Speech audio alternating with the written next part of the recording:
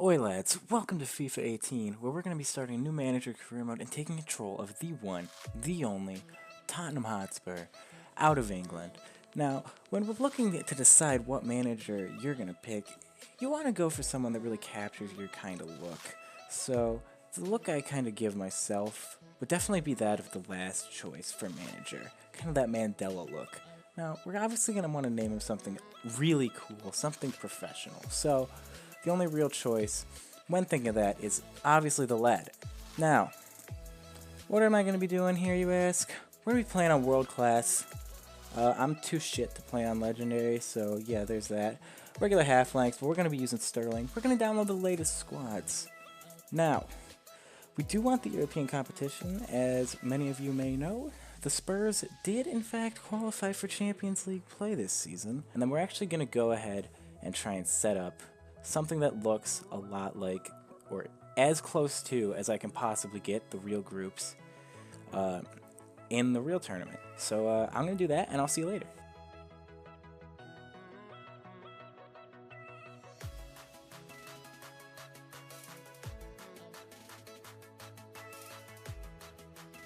So, welcome back. Now, this is what the Champions League groups look like, or as close as I could possibly make them in FIFA.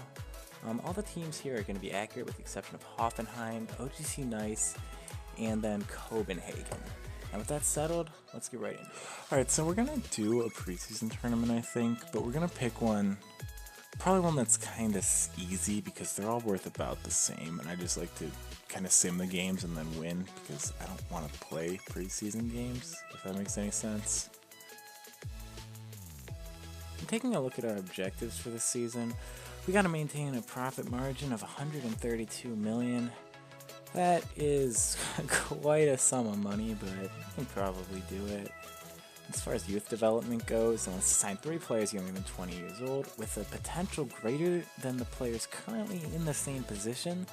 We'll see how we can do on that, and then grow 1 youth academy player by 10 overall points, and then start them in 10 matches. I don't know about the youth. That is honestly not something I focus too much on when I play manager mode, because I don't think it really matters. I'd rather sign players I already know of. And wants to reach the semifinal of the Champions League, which is going to be tough because we do have a tough group, but we also have a strong team, and I definitely think we can do it.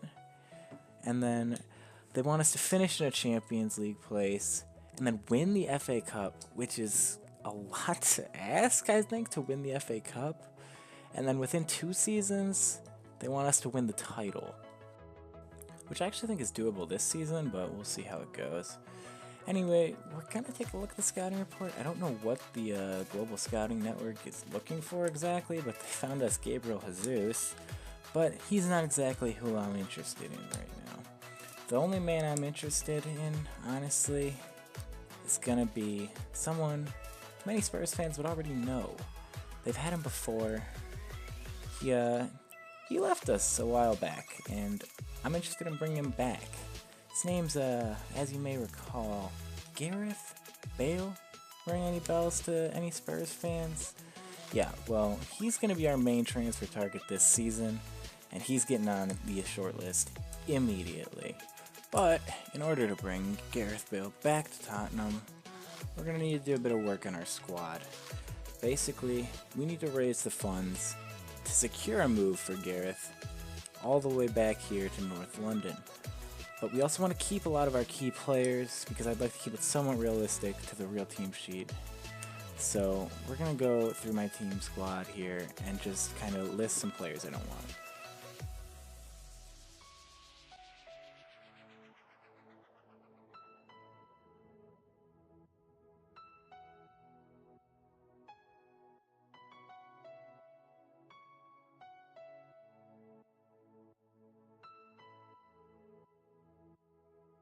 The players I ended up listing were Moussa Dembele, namely, and then a few of the wing players. Now, we do get an offer here for Kyle Walker-Peters, who is a right back and or left back, but they kind of were offering a pretty low sum of money, so I decided that I'd rather have him in my squad as a rotation option, so I just outright rejected this offer. I then get an offer for Kieran Trippier from Villarreal. Now, this offer is a bit more to my liking. It's around the 11 million mark, but I want to get it a bit higher because I do need that money, that sweet, sweet cash for Gareth Bale. Now, I'm going to delegate this offer to my assistant coach because I don't, quite frankly, want to deal with it. And then we're going to set the price point to start at about 22 million, roundabout. But I don't want to get rid of Kieran Trippier for less than 15. So I'm going to delegate those instructions to my manager, and we'll see what he comes back with in a few days. Moving on to our first game of the preseason tournament against Junior, I'm looking optimistic. I'm playing the default lineup, and everything's looking good as Eriksson gets us a goal in the 11th minute. And what we're looking for here is obviously a win because I would consider this team to be worse than us. Now, it's looking good, 2-0 up, and then Lamela gets it, but they do get one back, which is a little distressing. But then we get an offer for Moussa Dembele, someone I am looking to offload because it would bring in a good amount of cash to the club. This is how negotiations with Pep went.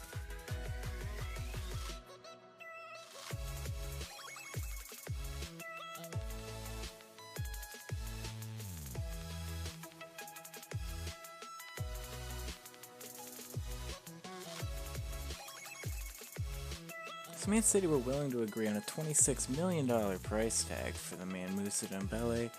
And then moving into our game against Sporting, which could very well be his last game, he scores us a goal, as if to say goodbye in his own way.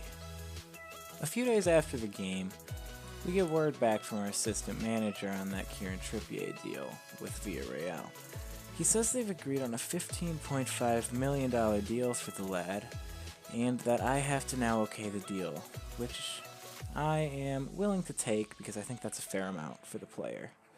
We're then moving into another game, our last group stage game for this preseason cup, which is going to be against River Plate FC. This we win pretty comfortably, Moussa Dembele scoring again, with Christian Eriksen missing a penalty in the 70th minute. Shortly after that game, we receive word that Moussa Dembele has in fact sold, and also that Kieran Trippier's deal to Villarreal is no more, as they couldn't agree to contract terms, which is somewhat disappointing, I must admit. But we do get 21 million for the sale of Moussa Dembele, which is a good chunk towards Bale. And then, moving into the first knockout stage game of our tournament, we play Monterrey, which we also win, with Christian Eriksen scoring from the spot after missing yet another penalty. Then, in the final, against Sporting, we win 2-0, with both fullbacks scoring goals. Moving on, we get 2 emails from the board, both of which regarding the tournament, one offering money and one just congratulating us on our win. We then go to more negotiations about Kieran Trippier, this time going through with Galatasaray, and they are willing to accept an offer for 16 million. Moving into another deal, this time for Moussa Sissoko, we want him for 15 mil from Swansea, who happily agree to take him off our hands for that sum. And then cutting ahead a few days, we do see that he has in fact sold for 15 million.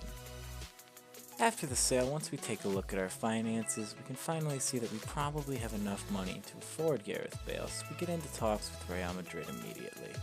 And we're looking to talk to Zidane, and we want to lowball him a little bit, get him down to about 92 million with 25 sell on.